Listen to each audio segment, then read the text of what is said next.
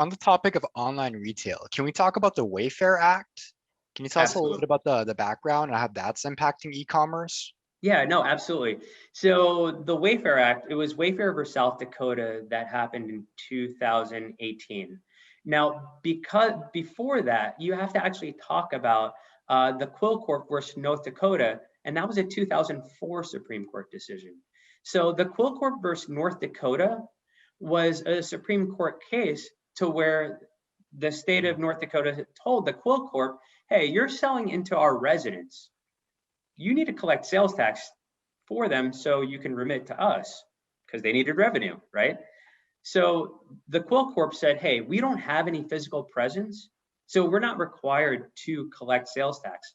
It went to the Supreme Court, and the Supreme Court said, no, because you don't have physical presence, you are not required to collect sales tax. So the state of North Dakota lost. Now, fast forward to 2018, you have the exact same Supreme Court case, different plaintiff and defendants.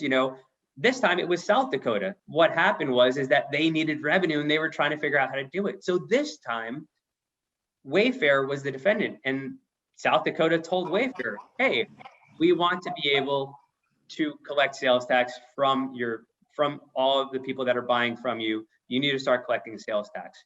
Well, the Wayfair Corporation cited the Supreme Court case in 2004 and said, hey, we don't have to collect sales tax because we don't have physical presence. Well, it went to the Supreme Court again. Only this time, they did side with the state of South Dakota. And it's essentially the same exact case. But the difference is one big piece, the internet.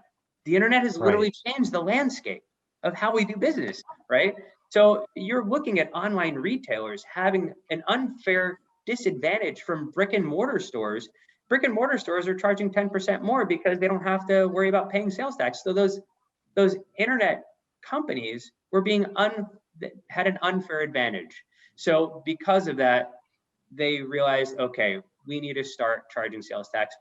And that led to a whole thing to where now, instead of having that physical presence, they added another nexus, which is the requirement to collect sales tax, because there's multiple kinds. There's economic nexus, but there's also the physical presence. So if you have an office in North Carolina, you are now required to collect sales tax because you have an